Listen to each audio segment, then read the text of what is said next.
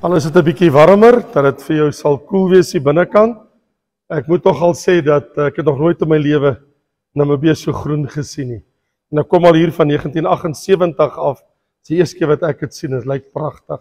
Tot vandag uitgery so 100 km, klomp boere gaan bedien daar op een van die plase en dit was een van die mooi dae van my lewe, net om saam met die boeregemeenskap te kon kuier.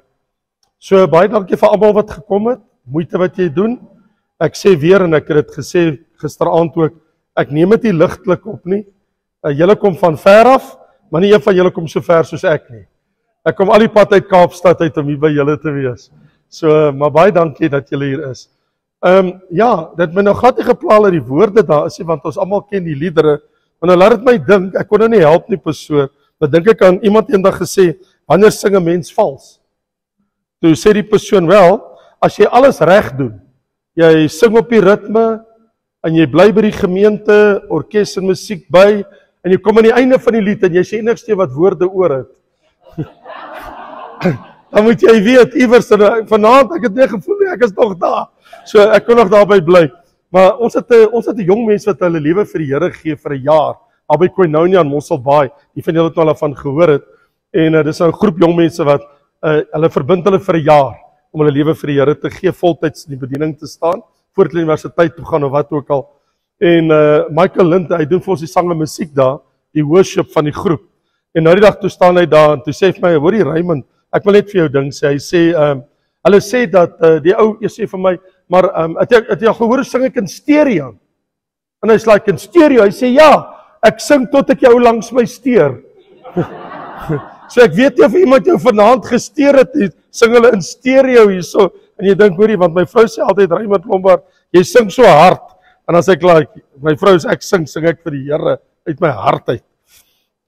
So, die van julle wat dit nou gemis het, ons het Sondagoggend, het ek julle bedien op skriftuurlike bewyse, dat ons in die eindtyd leef, en toe gisteraand, die wegraping, as jy dit gemis het, is ek nou baie jammer, jy die wegraping mis, en vanaand praat ek met jou oor my geestelike voorbereiding, en dan as die Here dit so wil, en ons is nog almal hier, wil ek baie graag met jou môre aand praat, oor die verskyning van die anti-kris, en die valse profeet wat op hande is, in wêreldkoninkryk, as ek sal die banier verander, dan gaan ek vir ons een van die ander baniere, sal ek vir ons opsit, môre aand, ek gaan hom net so 'n bietjie wegdraai, ek hoop jy, sal hy te veel pla op die banier? Is dit oukei? Dink hy trek hy nie te veel aandag nie. Is julle oukei daarmee? En dan wil ek sê dat, en dan ook oor die 666, oor wat gaan gebeur in die wêreld waar binne ons lewe, want die hele wêreld neig daarna toe. So, wat nou vir my baie belangrik is by hierdie geleentheid vanaand, ek wil met jou praat oor, hoe weet ek sal gereed wees as die Here kom? Is daar 'n barometer? Kan ek meet my geestelike lewe om te sê, Here, ek kan nie wag dat U kom nie. Of is daar by jou 'n twyfel, miskien 'n bietjie angs en 'n onsekerheid van as die Here kom, gaan ek agterbly of sal ek gereed wees om my Jesus tegemoet te gaan? So in die lig daarvan wil ek vir jou lees waar Jesus in Lukas, as jy jou Bybel hier het, kan jy soontoe blaai, andersins maar net luister, in Lukas 17 en in Matteus 24. So in Matteus 24 en Lukas, ek wil net twee gedeeltes vir jou lees. In Matteus 24 vers 37 tot 39 sê Jesus, en net soos dit was in die dae van Noag, so sal ook die koms van die Seun van die Mens wees. Want net soos hulle was in die dae voor die sonvloed, toe hulle geëet en gedrink het. Natuurlik my vraag is, maar wat is daarmee verkeerd om te eet en drink? Getrou en in die huwelik uitgegee het. Is daar enigiets verkeerd daarmee? Die Here dan gesê, trou en vermeerder en vul die aarde. Tot op die dag dat Noag in die ark gegaan het en dit nie verstaan het, voordat die sonvloed gekom het en almal weggevoer het nie, so sal ook die koms van die Seun van die Mens wees. So Jesus het eers as 'n profetiese rede, het hy dit uitgespel. Maar by 'n ander geleentheid, sê Dr. Lukas, het die volgende gebeur. Dit was in Lukas 17. Hy sê, en Jesus het geleer en hy het gesê, van vers 26, en soos dit gebeur het in die dae van Noag, so sal dit ook wees in die dae van die Seun van die Mens.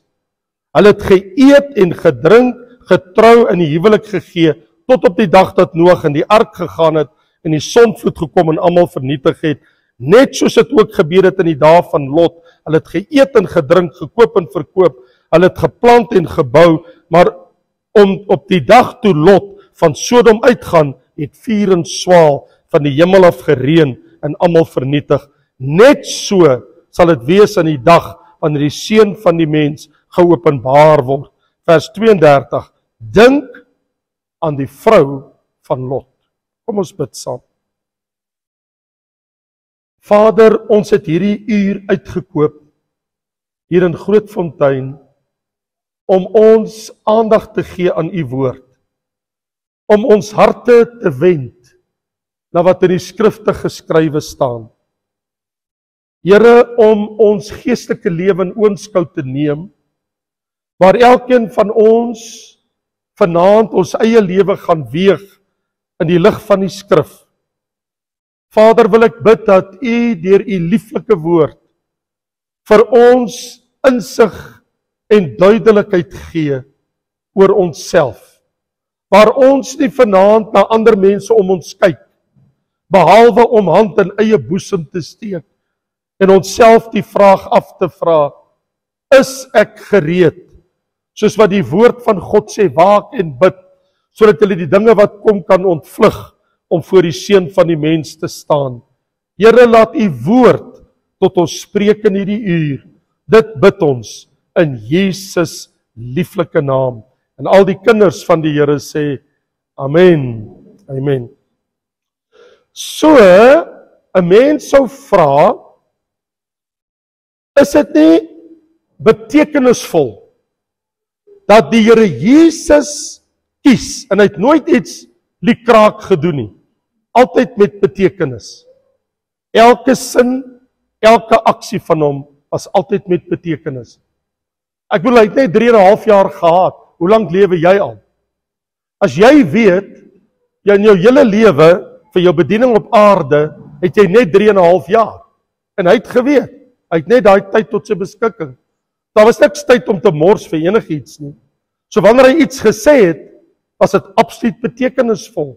Wanneer hy iets gedoen het, was dit met absolute doelbewuste rade, voorbedagte rade.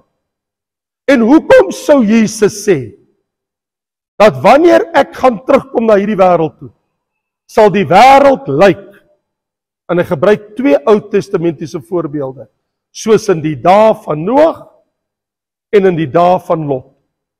Van alle gebeure in die Ou Testament, van Genesis tot Maleagi, 37 boeke van die Ou Testament, gebruik Jesus hierdie 2 voorbeelde as 'n waarskuwing vir die dae van sy koms.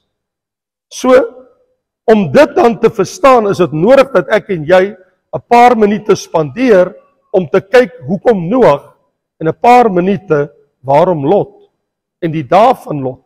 Waarom sou dit soveel betekenis dra? Dit kan mos nou nie wees dat Jesus het maar net gesê ter wille van om iets te sê nie. So enige een wat Bybelprofesie ernstig opneem, as jy ernstig is met die woord van die Here, dan sal jy besef dat God se profetiese horlosie is aan die beweeg. Ek bedoel, en die van julle wat hier was sal nou weet, as ek vra, waar is ons nou in wêreldgebeure? Ons is hier, aan die einde van die kerkera. Ek bedoel, om aan die einde van die kerkera te wees, beteken, ons is op die vooraand van hierdie profetiese gebeure in die Bybel. En hierdie profetiese gebeure het te doen met die 7 jaar groot verdrukking. En môre aand praat ek oor daai tydperk. Hierdie tydperk praat ek môre aand oor in die besonder. Ons weet daai 7 jaar tydperk is op die horison. En natuurlik direk daarna het ons die 1000 jaar en dan het ons 'n nuwe hemel en 'n nuwe aarde na die wit troon oordeel.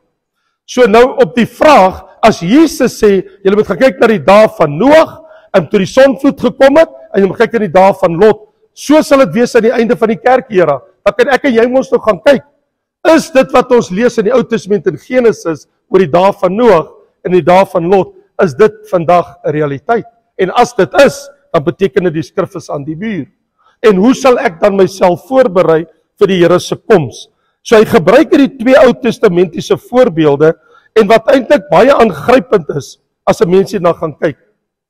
En ek gebruik graag die woorde, as dit enigstens waar is, dat ons daai tyd nou betree het, dan kan ek sê, ons lewe in die skaduwee van Noag. So ons is in die vooraand van soos wat die sonvloed gekom het dit die hele wêreld vernietig. In die dae van Lot is 2 stede totaal vernietig. Nou, dis die verskil. Die verskil was, die hele aarde was vernietig in die dae van Noag, totaal. In die dae van Lot was 2 stede totaal vernietig. So die klem lê op die totale vernietiging. Het sy of dit 'n deel van die aarde is, sekere stedes, en of dit die hele wêreld gaan wees. In die dae van Noag was dit die hele wêreld. In die dae van Lot was dit 2 stede. Wat het aangegaan oor die wêreld in die dae van Noag? Wat het aangegaan in die dae van Lot in die 2 stede? Dit sal vir ons help as ons dit kan doen om dit te verstaan. So wat vir my baie duidelik is as ons hierna begin kyk, is dis duidelik dat daar's 'n parallel tussen die dae van Noag en die dae van Lot. En wat was die parallel? Die parallel is, daar was 'n heersende goddeloosheid in die dae van Noag en 'n heersende goddeloosheid in 2 stede in die dae van Lot. Dit het genoodsaak dat die oordeele van God oor die wêreld gekom het en oor die 2 stede gekom het. Dan kan ons sê dat Jesus se waarskuwing, let op die dae van Noag en die dae van Lot, is 2 welbekende Ou Testamentiese voorbeelde, en ek wens ek het tyd gehad om vir Genesis 5 te lees, alles oor die dae van Noag, en Genesis 18 en 19, alles in die dae van Lot. Maar ek gaan nie dit doen nie, jy het jou eie Bybel, as jy huis toe gaan lees gerus, Genesis 5 en Genesis 18 en 19, dan lees jy alles rondom die gebeure. Die stories is bekend, so ek kan nie tyd spandeer op dit nie, want ek wil by iets anders uitkom. Ek wil met jou praat oor hoe verkeerd party mense soms kan wees en wanneer hulle iets sê. En ek dink een van die ouens wat homself kan skop wat dit gedoen het, sy naam is Steve Ballmer. Nou, as jy nie weet wie sy naam is, miskien het van julle van hom gehoor. Hy was die Microsoft CEO in 2007. Dis nie lank terug nie, was nou die dag. 2007. Ons is nou 2025, net so 'n bietjie paar jaar later. Hulle het met hom 'n onderhoud gevoer met die CEO van Microsoft. Toe sê hulle vir Steve, die ou wat die onderhoud doen in die USA Today. Toe sê vir hom so, wat is jou opinie van die iPhone? En Steve Ballmer sê, en ek het dit neergeskryf, hy sê, there is no chance that the iPhone is going to get any significant market share. No chance. I want to have products that appeal to everyone. En hoe verkeerd was Steve Ballmer? Ek bedoel, daar is op die oomblik in gebruik, wat mense gebruik op die wêreld. Hulle het oor die 5 biljoen gedruk, maar daar is 2.6 biljoen iPhones wat vandag werk. Ek het een, my vrou het een, my familie het een, al my kinders het een. Almal gebruik iPhone, en ek dink baie van julle wat hier sit. So ek dink dit is veilig om te sê, as daar 2.67 biljoen selfone, iPhones vandag in die wêreld is, dat Steve was toe verkeerd. Sal julle saamstem? Ek sien. So, wat sal jy doen, as die Here Jesus vir ons sê, die dae van Noag en die dae van Lot sal gelyk wees in die eindtyd? Dink jy Jesus gaan 'n fout maak? Sy naam is nie Steve Ballmer nie. Ek en jy die profetiese skrifte. Al die profesieë wat uitgespreek is van Genesis 3 tot en met die kruisiging is so vervul, en alles van die kruisiging tot en met die kerkera is vervul. Hier's my antwoord aan jou. As die Bybel so korrek was, in die 1817 profesieë van die Bybel, dis soveel profesieë in die Bybel is, met oor die 8000 tekste, as die Bybel heeltemal korrek was, tot en met waar ons nou is, wat sal ons dan sê oor die res van die stukkie tyd wat oorbly? Sal die Bybel verkeerd wees? As die Bybel vir 6000 jaar reg was, sal die Bybel verkeerd wees vir die laaste 1007 jaar voor die nuwe hemel en nuwe aarde kom. Ek wil sê die skrif is aan die muur, wat ek vir jou probeer sê is, jy kan my jou Bybel glo. Believe me, as die Here dit sê, sal dit gebeur. Al lyk dit vir my en jou hoe onmoontlik, kan ek vir jou sê, as dit in die Bybel staan, so wat het ek en jy? Ons het die woord van God. Wat moet ons doen? Ons kan daarop vertrou. So hier is my vraag. Hoe het die dae van Noag gelyk? Wat is jou verstaan van toe Jesus sê soos in die dae van Noag? Dan beteken dit dat die Here weet iets. Wat kom ek jou vertel? Genesis verduidelik daar in Genesis 6. En toe die mense op die aarde begin het om te vermeerder.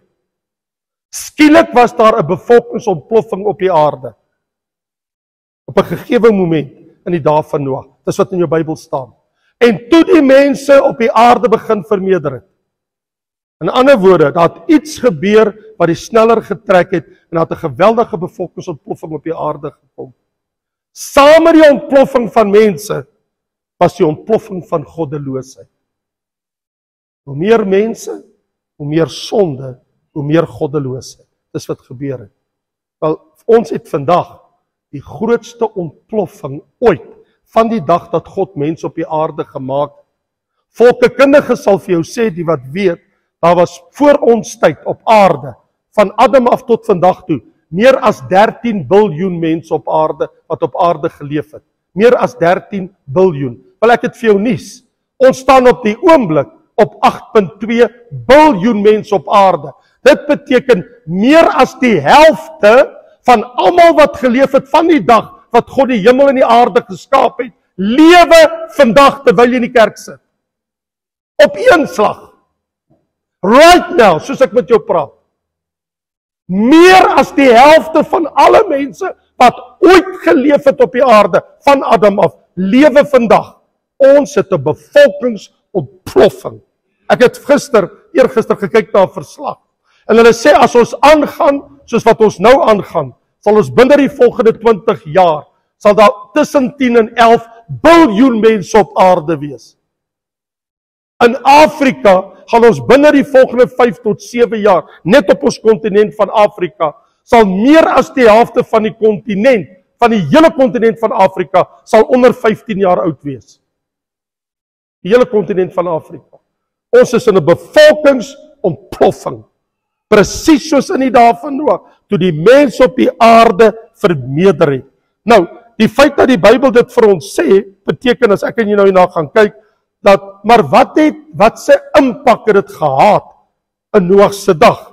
Wel, die toestand van die mensdom word vir ons verduidelik. Die Bybel sê vir ons, en toe die Here sien dat die boosheid van die mens op die aarde groot was, in Genesis, en die versinsels in sy hart altyd deur net sleg was. Die Here sê, toe hy na die mense kyk wat hy gemaak het, na sy beeld en sy gelykenis, toe sien hy, hulle sien sonde as normaal. Dis hoe hulle leef. En die aarde is vol geweld. Dit was beskou as normaal. Nou jy weet, ek hoef dit mos nie vir jou te sê nie, as jy jou televisie aansit, is dit net geweld op geweld op geweld.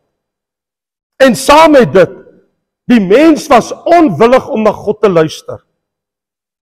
Kan jy glo met die bevolkingsontploffing op die aarde en al die miljoene mense wat skielik op die aarde tot stand kom? Die Bybel sê, vind God een regverdige man op die hele aarde met die naam van Noag.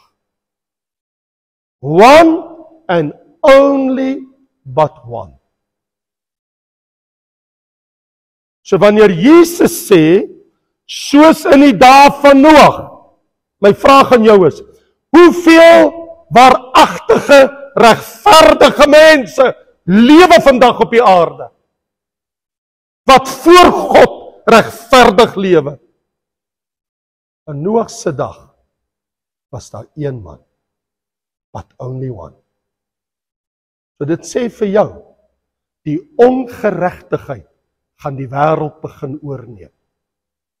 Want jy sien, wanneer ongeregtigheid vermeerder, sê Jesus in Matteus 24, dan verkoel die liefde van die meeste. Dis die hartseer. Is wanneer mense se liefde vir die Here begin verkoel. En dit het sy effek, en dit het sy impak. Want wat nou gebeur is, nou styg die sonde barometer. En die geweld styg. En so die mensdom raak al hoe goddeloos. En sê jou tweede laaste boek in jou Bybel, Judas profeteer.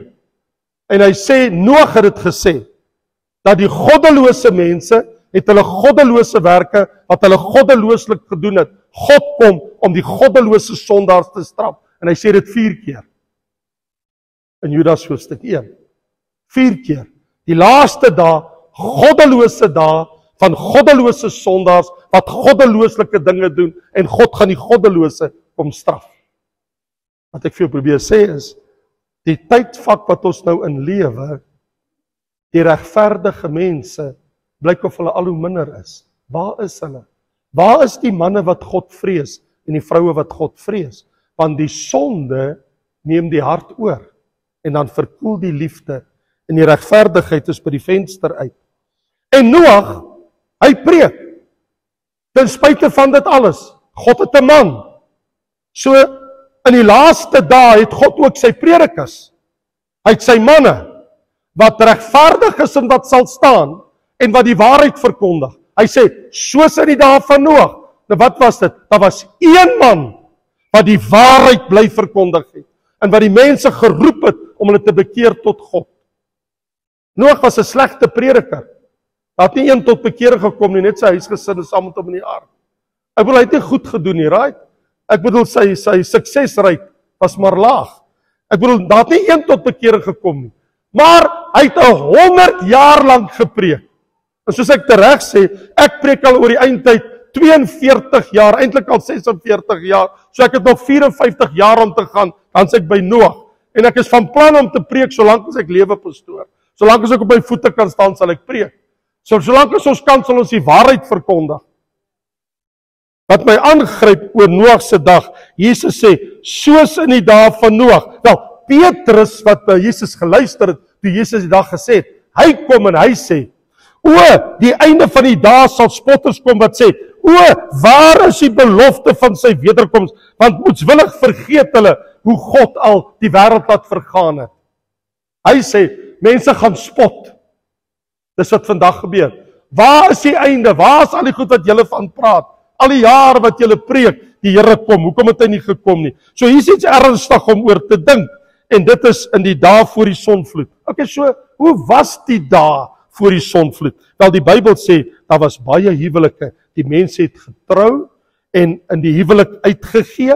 Daar was oorlog en geweld. Genesis 6 vers 4 sê, geweldig is uit die ou tyd. Hoofstuk 6 vers 11 sê, die aarde was vol geweld. Was oor die hele wêreld. So die vreedsaamheid en die rustigheid van die tuin van Eden is toe nie meer daar nie. Nou Jesus sê in Matteus 24, die wêreld gaan so lyk in die einde. Die een koninkryk sal teen die ander koninkryk opstaan. Hallo. Het jy geweet daar's vandag in die wêreld meer as 50 burgeroorloë? Boonbehalwe al die ander lande wat oorlog maak teen mekaar. Ek praat nie eers van Myanmar. Ek praat nie eers van wat gebeur in Burma, die ou Burma en Laos en daai lande daar. Ek praat nie eers van tussen Pakistan en Indië. Wat van Rusland en die Oekraïne en Crimea en die dreigende oorlog wat ons in die wêreld sien en die burgeroorlog van die wêreld. En Jesus sê, die een koninkryk staan teen die ander op, Matteus 24 vers 7 en die een nasie teen die ander nasie. So dit bring geweld, dit bring misdaad. Hy sê, hulle het geëet en gedrink. Ander woorde, vleeslike sinsgenot. Dit gaan oor wat eet ons, wat drink ons, wat trek ons aan in die dae van Noag. Ander woorde, ons wil partytjie, ons is oorgegee aan vleeslike wêreldse genietinge. En wat is daarmee verkeerd om te eet en te drink en die huwelik uit te gee, sal 'n mens dink. Ek sal nou daaroor praat. Hulle het gekoop en verkoop. So die lewensbestaan van mense in die dae van Noag, hulle het handel gedryf, ekonomiese welvaart. Hulle koop en verkoop, gebou en geplant, sê die Here Jesus. Kyk om jou rond, hulle plant, hulle bou, dis industrie en hulle verskaf werk en dis talente. Wel, is die probleem. Terwyl al hierdie goed aan die gang is, was God buite rekening gelaat. Dis die probleem. Daar's niks daarmee verkeerd om te eet en te drink, te trou en in die huwelik uit te gee, kinders te hê, om te plant, om uit te ruk, om te bou. As niks daarmee verkeerd nie. God het ons mense gemaak om dit te doen. Hy het gesê, heers oor die aarde, regeer en onderwerp dit. Dis wat ons doen, dis waarvoor God ons op die planeet het. Die probleem is, in die dae van Noag, het elke man wat geleef het op die aarde, behalwe een man, het God buite rekening gelaat. Kan jy jou indink 'n wêreld met net een godvreesende mens? Ek wil net vir 'n oomblik net daaroor dink. So wat Jesus sê is, godvreesende mense sal in die laaste dae al hoe minder word. Mense wat 'n vrees vir die lewende God het. Dan praat die Bybel nie van 'n angs en 'n bangheid nie. God is an awesome God. You have to have reverence for God. Die grootste agting en respek. Want die Bybel sê God is 'n verterende vuur. So ons vrees God, nie mense nie. Nie vrees ek is bang en wil wegkyk en my deur toesluit nie. Maar 'n vrees in die sin van alles wat ek doen, wil ek hom behaag en hom eer en hom respekteer en met agting en na my lewe na kyk. En die Bybel sê dit het nie bestaan in die dae van Noag nie. Hulle was geestelik onbevatlik. Wel, hier's die probleem. Pastoor, want die vraag is, wat was die dae van Noag? Geestelik onbevatlik. Niemand het geluister nie. Die man preek vir 100 jaar sonder 'n bekeerling. Wel, ek ken die storie van J.F. Rowlands van ons kerk. Jy sal daarvan weet. Ek bedoel, in ons kerk, Volle Evangelie Kerk gelykstaande met die AGS kerk, was 'n man met die naam van J.F. Rowlands. J.F. Rowlands het in Durban onder die Hindus, die Indiërs, ons kerk. Hy is die enigste man op aarde wat reg gekry het. Hy het die grootste werk onder die Indiërs op aarde, buite die grense van Indië in ons land, Suid-Afrika gevestig. J.F. Rowlands het 7 jaar gepreek. 7 jaar elke dag van sy lewe onder die Indiërs, toe kry hy sy eerste bekeerling. Ek het 'n video gekyk van Teens de Bruin, pastoor J.F. de Bruin se seun, wat vir hierdie 16 mm films, onthou julle nog my projekte, toe wys hy vir my die film in Pretoria, toe kyk ek, die aand toe J.F. Rowlands 500 Hindu-Indiërs wat tot bekering gekom het, gedoop het in een aand in sy kerk. 500. Eers 7 jaar voor hy een bekeerling gehad het. In die geval van Noag, daar was hy een nie. Die dae van Noag. En die hart van God in die dae van Noag, die Bybel sê, die Here het berou gehad dat hy die mens gemaak het, en daar was smart in sy hart. In ander woorde, om na die wêreld te kyk, het God sy hart gepyn. Wat dink jy moet die Here dink, as hy vandag na ons wêreld kyk, wat mense doen in hulle huise, wat mense doen in besighede, wat mense doen in hierdie wêreld. En God het sy oordeel probeer terughou. Dis hoekom Petrus sê, dat die lankmoedigheid van die Here, hy sê, die Here se oordeele kom, hy sê, maar ons weet, dat God se uitstel van oordeel, is God se lankmoedigheid, dat meer mense tot insig en bekering kom. Maar terselfdertyd, kan ons sien, God se oordeel bereik ook sy einde, na 100 jaar, toe trek die Here die streep in die sand. En Noag se geloof, die Bybel sê, maar Noag het genade gevind by God. Noag was opregte man, hy het met God gewandel. Wag 'n bietjie. Hier's my vraag aan jou. Wandel jy met God? Hier's my vraag. Het jy 'n verhouding met God? Wel, die man wat 3 geslagte voor Noag geleef het, het nooit gesterf nie. Henog, die 7de van Adam af, want Noag is die 10de. Henog het met God gewandel, toe vat die Here hom lewend hemel toe, sonder dat hy sterf. Lewend hemel toe, sonder dat hy sterf. Het jy geweet, dat jy is op die voorhand van 'n Henog ervaring? Want die Here, as die wegraping nou kom, en jy wandel met God, gaan jy weggeneem word soos Henog, sonder om die dood te sien. So jy is dalk op God se skedule, vir 'n Henog ervaring. Wil jy dit mis? Nie een van ons wil dit mis nie. Henog het nooit gesterf nie. Ons weet hy sal eendag terugkom in die dae van die 7 jaar groot verdrukking, en sal hy daar die dood ingaan, Elia en Henog, maar ons is nog nie daar nie. Wel, na al die jare se prediking, die mense het nie na God geluister. So, hier's my punt. Ek vra, wat was die dae van Noag? My antwoord aan jou is, mense het nie geluister na God se woord nie. Noag, die prediker, die Bybel noem hom, die prediker van geregtigheid. So, die Nuwe Testament sê, hy was God se prediker. Hy het gepreek waar geregtigheid is. Kom by God uit, wandel met God, kry 'n verhouding met die Here Jesus in jou lewe, sal ons vandag sê. In Noag se tyd was dit, erken die Here in jou lewe. Was voor die dag van Jesus. En God was lankmoedig. Wel, hier's die ding. Niemand het ag geslaan op Noag se prediking, behalwe sy eie familie. Dit is hartseer om te sê, daar's baie pastore vandag wat se familie nie eens godvreesend leef nie. En dit breek 'n mens se hart. 'n Mens kan maar net bid.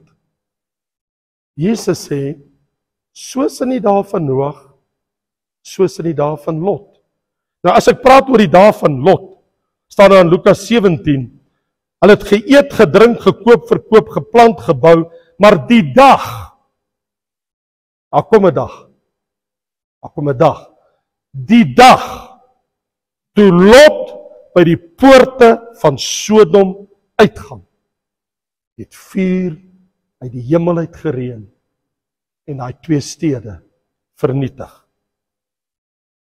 En niemand moet omdraai om iets uit sy huis weg te neem nie. En wie op die land is, kan nie omdraai na wat agter is nie. Dink aan die vrou van Lot. So, hier's my vraag. So, waarom praat Jesus oor die dag van Lot? Wat is dan nou so noodsaaklik wat ek en jy van moet kennis neem?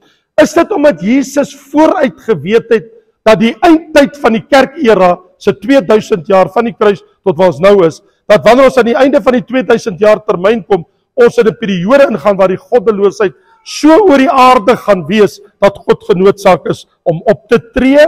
Want jy sien wat gebeur het in die dae van Lot. Die mense se morele kompas het nie meer noord gekyk nie.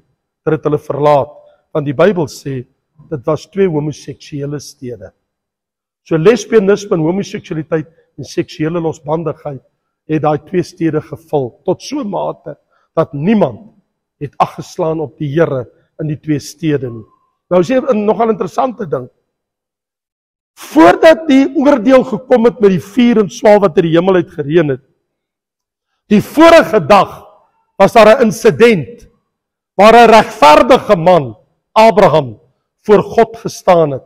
Toe pleit hy, want die Here sê, sal ek nie aan Abraham my vriend bekend maak wat ek gaan doen nie. En die Here sê, Abraham, kom hier, ek wil vir iets vertel.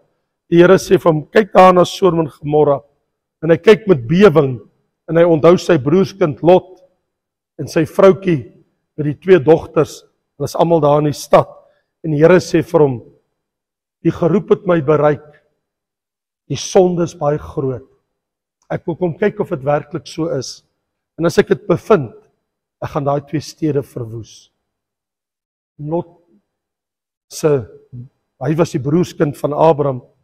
Abraham gaan staan voor die huis sê, Here, maar sê nou maar net, daar's 40 regverdige mense in daai stad. God sê, dan sal ek dit nie vernietig nie. Hy sê, Here, miskien is daar 30. Here sê, ek sal dit nie doen nie. Hy sê, miskien is daar 20. Here sê, ek sal dit nie doen nie. Hy sê, ag, kan ek nie nog 1 keer pleit nie? En sê nou maar net, daar's 10. En hy bly dink aan Lot. En die Here sê, Abraham, as ek 10 regverdige mense vind, sal ek die stad nie verwoes nie. Die Here stuur 2 engele, toe die son sak. Hulle kom daar by Lot se huis. Hulle sê vir Lot, Lot, jy moet uitkom, die Here gaan hierdie plek verwoes. En Lot tel hom en hy hang nog rond. En hulle sê, praat met jou familie. En Lot roep sy vrou en sy 2 dogters, hy sê, kyk wat sê hierdie manne, die Here gaan hierdie plek verwoes. En hy sê, waar is julle verloofdes? Hulle sê, nee, die 2 manne, hy sê, bring hulle hier. En die 2 skoonseuns kom in sy huis. Hy sê, kerels, ons moet uitkom. Hoor wat sê die manne, die Here gaan die plek verwoes. Hulle sê, ag man, jy skeer net gek. Ons luister nie na jou, en is daar uit by die deur. En dis al vroegoggend, en die manne dring by hom aan. Hulle sê, kom. Die Here gaan hierdie plek verwoes, en Lot tel hom nog, en hulle gryp hom met sy hand.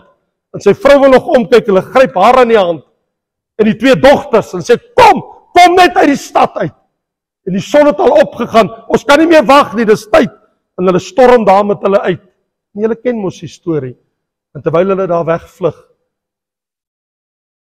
stop Lot se vrou, en sy onthou, maar ek het nog daai dinge in my huis. Want die vorige vers sê, moenie omdraai om iets uit jou huis weg te neem.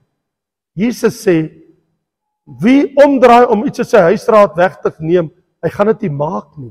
Moenie omdraai wat agter is nie. En die engel sê vir haar, moenie omdraai nie. Sy kon nie help nie. Sy dink aan wat sy daar het, is daar juwele, is dit iets kosbaars by die huis, en sy stop en toe sy omdraai, dan verander sy in 'n soutpilaar. Jy sien, dit laat my wonder, in die lig daarvan, wat het daartoe aanleiding gegee, dat Jesus sê, dink aan hierdie berugte vrou in die Ou Testament, Lot se vrou. Hy kon mos maar ander vrouens se name ook gegee. As mos 'n baie vrou in die Ou Testament. Waarom sou Jesus in die eindtyd perikoop, in God se profetiese rede oor die eindtyd, hoekom sou Jesus in die eindtyd rede praat oor 'n vrou wat 'n familie was van Abraham, aangetroud, wie se naam ons nie het nie? Waarom hierdie vrou, sou jy wonder? Hoekom nie ander vrouens in die Bybel nie?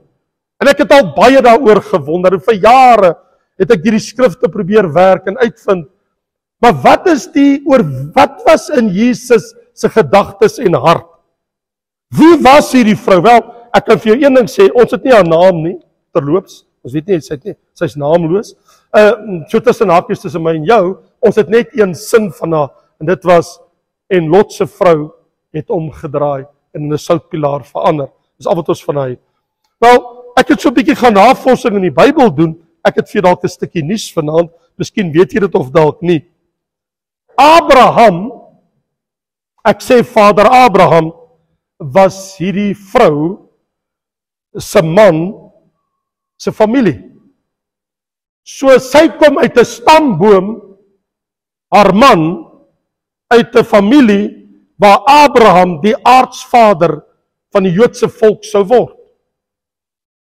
Sy het saam met haar man Lot getrek, saam met Abraham na die land Kanaan. So sy en haar man Lot het Abraham gevolg.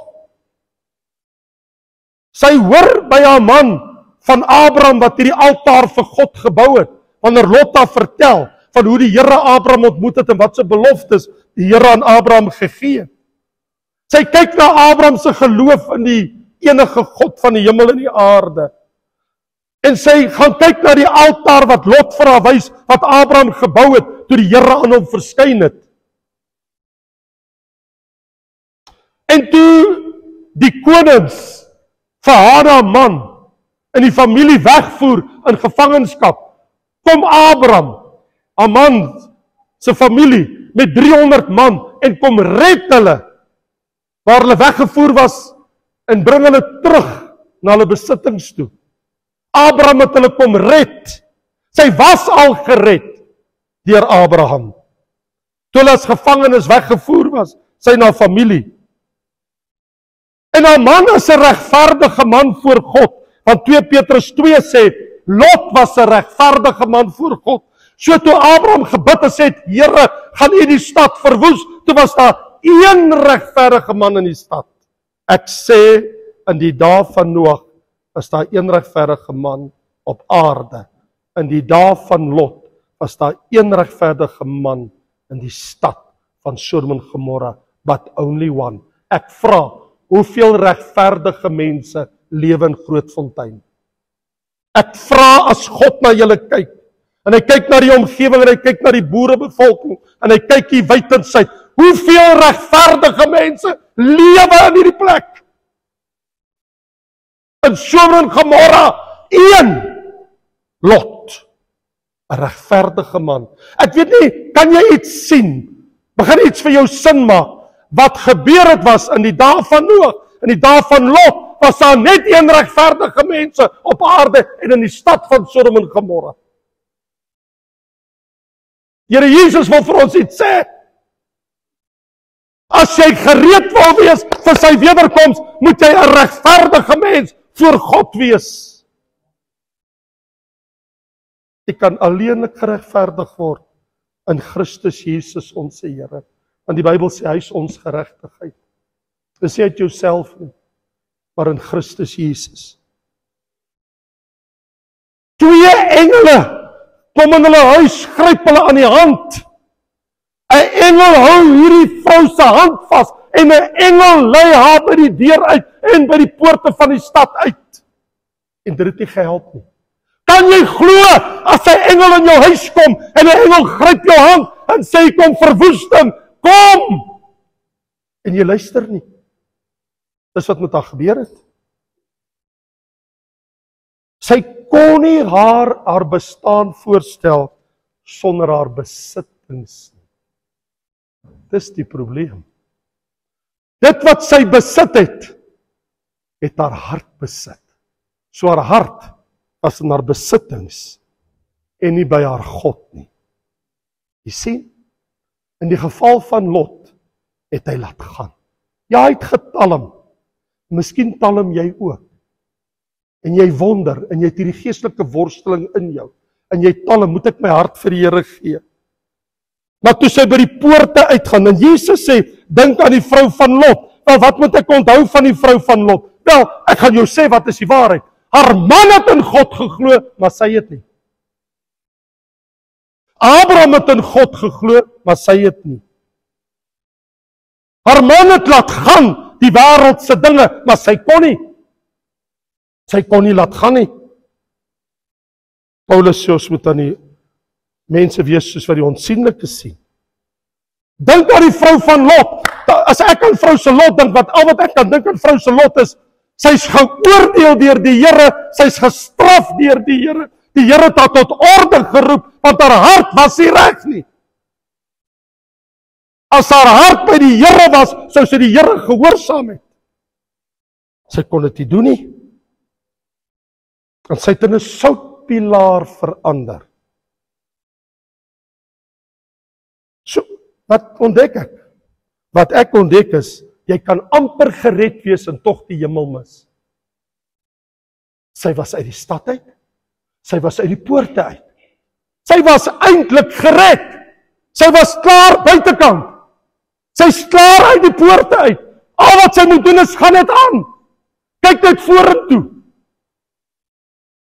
Bykans gered. En sy het dit nooit gemaak nie. Jy sien mense wat amper gered is, gaan almal hel toe. Want jy's of gered of ongered. Jy kan in die kerk sit, jy kan na al die preke luister en nog reguit hel toe gaan. Jy kan amper gered wees. Jy kan van Jesus weet. En jy kan dink dat jy hou van wat hy gedoen het en nog steeds hel toe gaan.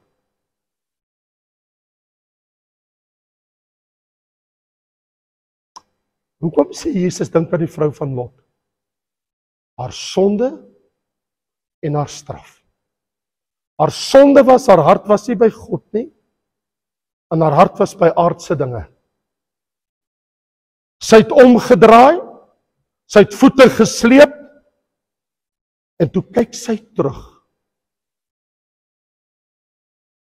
So wat was die groot sonde van Lot se vrou?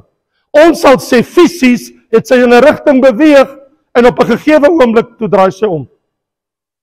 Die vraag is, waarom het sy omgedraai? Wat het haar laat omdraai? Wat haar laat omdraai het, was haar hart. Want die hart was daar. Haar voete was hier, maar die hart was daar. Haar hart was in die stad en toe nooit by God nie. Ons het in 'n soutpilaar verander. So sal dit wees in die dag van die Seun van die Mens. Sy is 'n monument vir elke ongelowige siel wat amper gered was en dit nooit gemaak het. Die een groot ding wat ek en jy kan leer uit Jesus se woorde, wat hy sê, dink aan die vrou van Lot, is iemand wat geestelik op die punt was van 'n groot deurbraak en dit nooit gemaak het. Sy was by die hand gevat, haar man was 'n geregverdige, Abraham was 'n regverdige, and she never made it. Sy kon nie haar lewe voorstel te wat agter was nie. Sy kon nie dink om aan te gaan sonder dit wat agter is. Ek vra jou, wat hou jou terug van die Here? Ek vra jou in die naam van die Here, ek pleit by jou. Wat keer dat jy bly vorentoe gaan? Wat hou jou vas?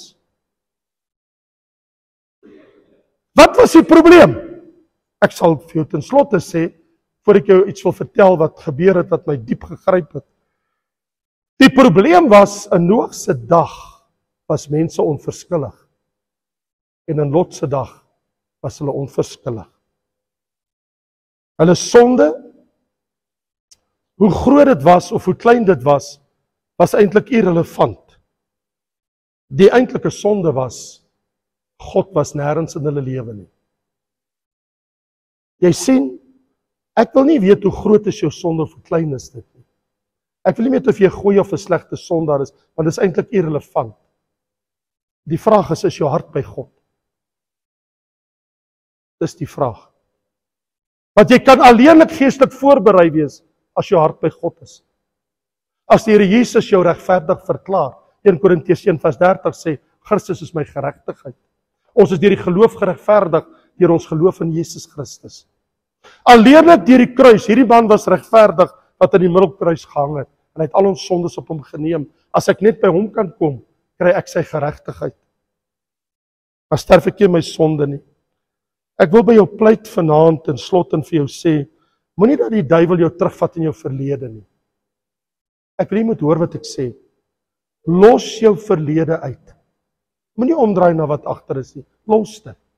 Waar jy gefaal het in jou vrou of jou kinders of jou man of jou familie of mense teleurgestel het, los dit agter jou.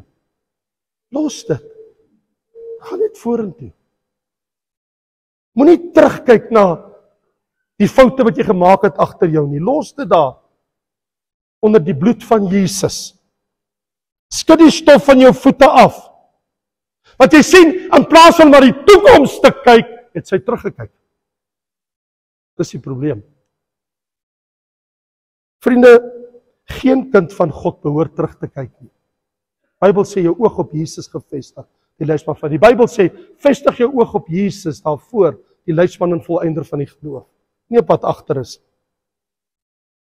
Ek wil by jou pleit, moenie dat jou huis, moenie wat in jou huis is, moenie dat jou plaas en wat op die plaas is, moenie op wat daar op is, moenie dat die dinge van die wêreld wat in die aarde is, dat dit jou van die Here weghou nie. Moenie dat aardse goed jou vasgryp nie. Let it go. Daar is iets baie beters. Ons almal beerwe die nuwe Jerusalem. Ek het vir jou groot nuus. Wie dat Openbaring 21 sê, wie oorwin, sal alles beerwe. Jy moet dit gaan lees. Wie oorwin, sal alles beerwe wat die nuwe Jerusalem is. Daar's 'n Godstad vir jou. Alles. Tot in alle ewigheid. Wat sal jy worry wat agter jou is? Dis agter jou. As dit kom by my geestelike voorbereiding, dan dink ek ten slotte aan Lot se vrou en ek sê vir myself, wat is so aangrypend? Kom ek herinner jou as jy vergeet het. Sy was daar toe Lot haar vertel van die belofte en die verbond wat Abraham by God ontvang het met daai altaar. Toe Abraham vir Melchisedek tiendes gegee het, toe was sy daar. Toe die engele Sodom en Gomorra kom besoek het, was sy daar. Toe die engel gesê het, moenie terugkyk nie, was sy daar. Dit het aan niks gehelp. Want jy sien, jy word nie gered op iemand anders se geloof as op jou eie. Jy sien jou pa en jou ma, jou vrou of jou man of jou pastoor of 'n kerkraadslid, jy kom in die hemel. Net jy en Jesus, op geen ander manier. Ek sluit af met die verhaal van Shinzo Kanekuri. Ek wil dit graag vir jou vertel. Shinzo was die eerste atleet ooit wat Japan verteenwoordig het in die Olimpiese spele. Japan het nie baie mense Olimpiese spele gehad jare gelede. En dit was die 1912 Olimpiese spele en dit was in Stockholm, Swede. En Shinzo, hy was 'n nuweling in die marathon. Wat wedloop, 56 km. Hy was 20 jaar oud en die jaar voor 1912. In ander woorde, in die jaar 1911, toe my oupa, wat gebore was in 1901, toe hy 10 jaar oud was, het Shinzo die wêreldrekord opgestel vir 'n marathon. 'n Japanees in 1911 was hy die vinnigste man op aarde met 'n marathon.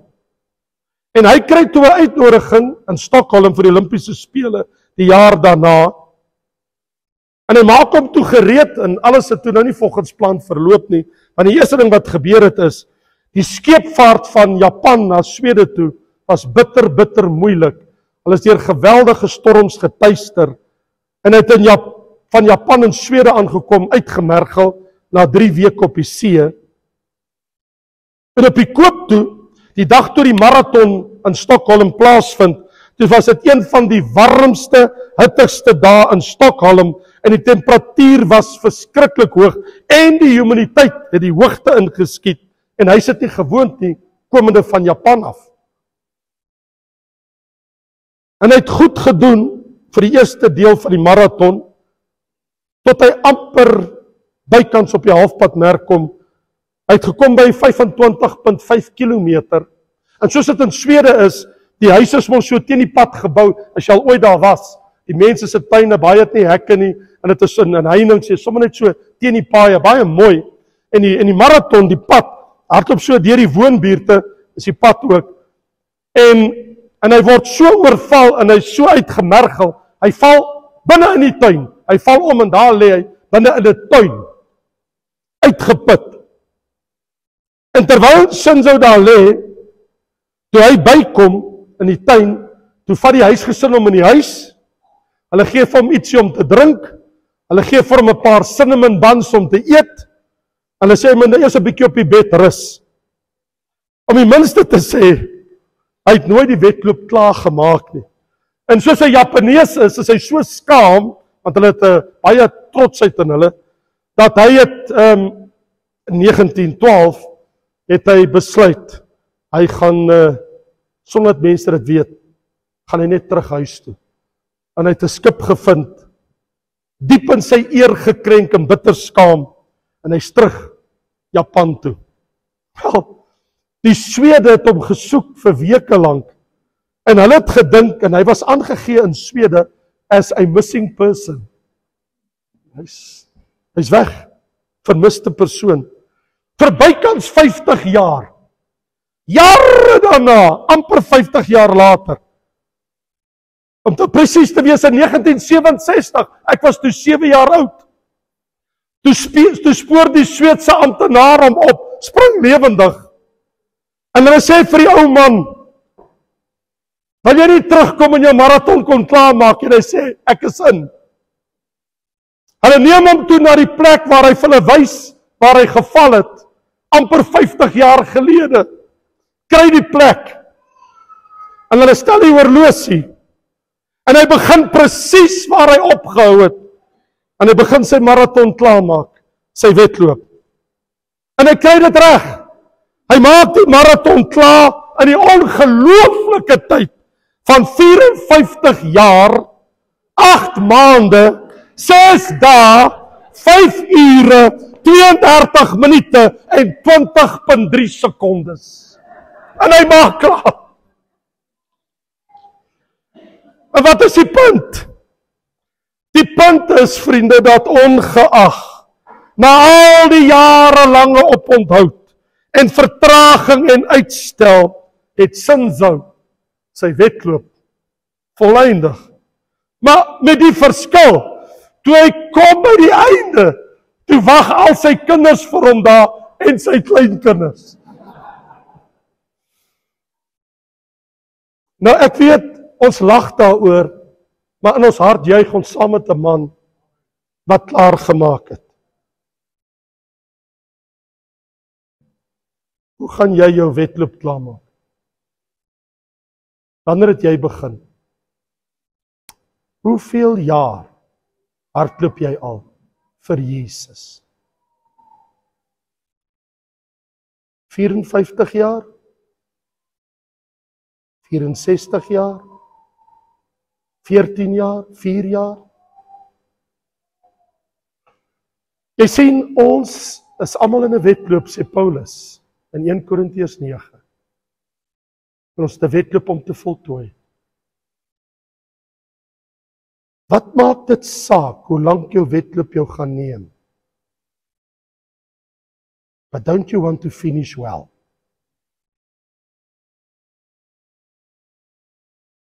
Wil jy nie hoor as jy by die eindpunt kom, waar jou Christus familie vir jou hande klap, wanneer jy by die poorte van die hemel instap. Wanneer die engele daar staan, en hulle verwelkom jou, wanneer jy deur die parelpoorte gaan. En wanneer jou Here Jesus daar staan, en hy sê, well done. Is dit nie waaroor dit gaan nie? Sal ek en jy, dat die wêreldse dinge ons vashou? Nooit. Ons het 'n wedloop om te volëindig. Die probleem is, om daai wedloop te volëindig, die Olimpiese spele van die Grieke jare terug, in die tyd van die apostels, was een wedloop baie besonders. Jy het 'n brandende fakkel ontvang, en jy staan by die plek om weg te trek, en al die atlete staan by die streep, en almal het 'n brandende fakkel, en wanneer die bevel gee om te gaan, begin die wedloop. Nou hardloop jy, maar jy moet so hardloop, dat die vlam nie doodgaan nie. Die oomblik as die vlam dood is jy gediskwalifiseer, en jy is uit die wedloop. Dis 'n wedloop waar die wenner is die een wat by die eindstreep aankom met 'n fakkel wat steeds brand. Die Here Jesus wil hê dat sy vlam in jou hart brand wanneer jy by die eindstreep aankom. Dat jou liefde vir hom brand, dat jou vlam vir hom brand, dat jou passie vir hom aan die brand is. Dink aan die vrou van Lot. As jy nou oor haar dink, wat 'n teleurstelling. Dink aan die mense in die dae van Noag. As jy nou aan hulle dink, wat 'n teleurstelling. As ek dink wat hy, die man in die middelste kruis, vir my gedoen het, dan sê ek, bring daai fakkel. Bring daai fakkel, dat ek my wedloop hardloop.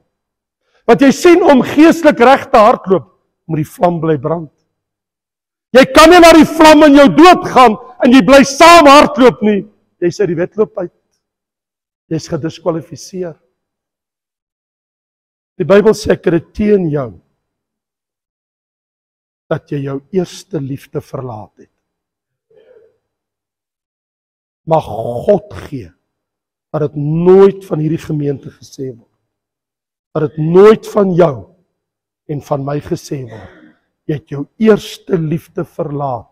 Jou vlam het doodgegaan. Kom ons bid saam.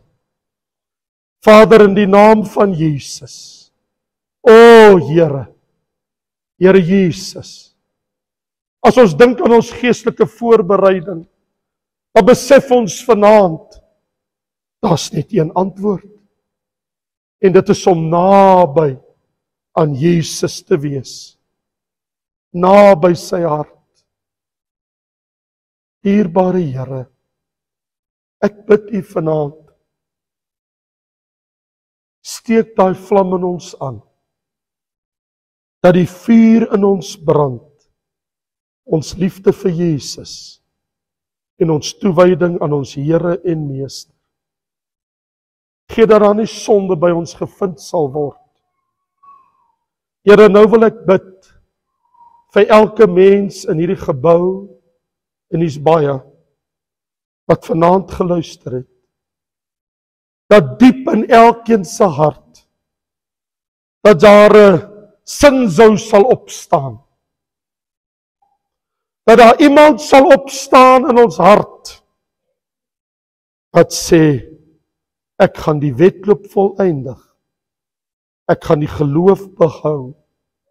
Ek gaan Jesus hoog hou en Jesus se vlam in my hart laat bly brand en my liefde vir my Here. Sal die Here regverdige mense in Grootfontein vind, in hierdie streek en omgewing.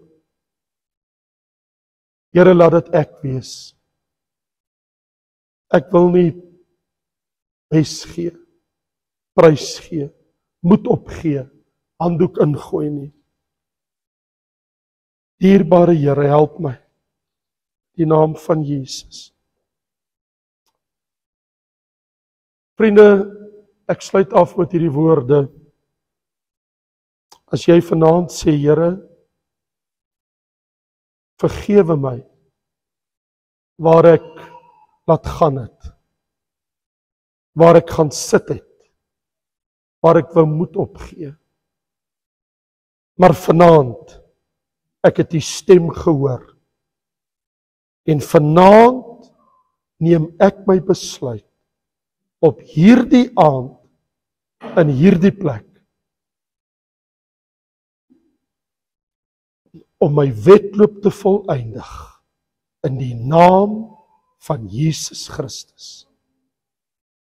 Met u hulp, met u genade, met 'n passie, met 'n hart wat brand vir my Jesus, wat sy lewe vir my gegee het. En as jy vanaand sê, Here, dis wat ek wil doen, dan wil ek jy moet opstaan. Maak nie saak wie jy is nie. Dan moet jy opstaan net daar, sodat die Here kan sien jy meen ernstig besigheid. As jy sê, Here, dis wat ek vra, dis wat ek vanaand sê, ek wil daardie een wees. Ek wil nie omdraai nie, ek wil nie terugkyk nie. Dan wil ek jy moet opstaan, dan sluit ek jou my gebed in. Here, hier's baie wat voor u staan vanaand. Mense wat hulle hande opsteek en sê, Here Jesus, wees my genadig. Here, help my in my swakheid, ten spyte van my tekortkominge. Here, help my om nie terug te kyk nie, om nie te gaan stil staan nie, om nie voete te sleep, om nie te talm nie, maar om vorentoe te kyk, my oë op Jesus gefestig te hou. Here, laat die vlam van die Heilige Gees in my brand. Dat die fakkel van Jesus brandend in my hart sal wees, sodat ek my wedloop kan volëindig en ek kan hoor, well done. Here, of ek nou 54 jaar of 74 jaar of 84 jaar moet hardloop, en of dit nog net 4 jaar is of 4 maande of 4 weke tot U my kom haal, maar Here, ek weet nie wanneer is my wedloop. Wanneer kom dit tot einde? Is dit by die wegraping? Of kom U my haal, Here? Maar my begeerte is, dat ek besig sal wees, dat wanneer ek by die eindpunt kom van my lewe, dat U daar sal wag en sal sê, well done, my good and faithful servant. Dankie, Vader, in Jesus naam. Amen. Ek kan die sitplek inneem. Dankie julle almal. Dankie pastoor. Baie dankie. Dankie.